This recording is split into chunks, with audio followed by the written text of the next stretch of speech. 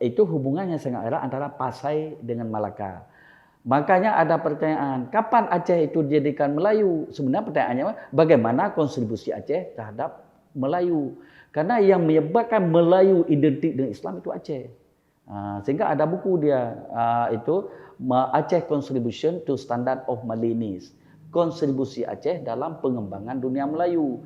Jadi dasaran Melayu ini Buddha, kemudian beralih menjadi Melayu Islam, itu adalah kontribusi Aceh. Termasuk bahasa Jawi yang berkembang dalam bahasa Melayu, kitab-kitab Jawi itu yang berkembang, itu adalah kontribusi Aceh. Dengan bersama salah satu dokumen lama kitab Jawi yang paling terkenal adalah Hikayat Samudra Pasai yang ditulis abad ke-14. Ditulis dalam bahasa Melayu, dalam bahasa Jawi. Kemudian juga oleh kitab-kitab yang dikarang susteranya termasuk Hikayat Aceh. Hikayat Aceh juga ditulis dalam bahasa Jawi.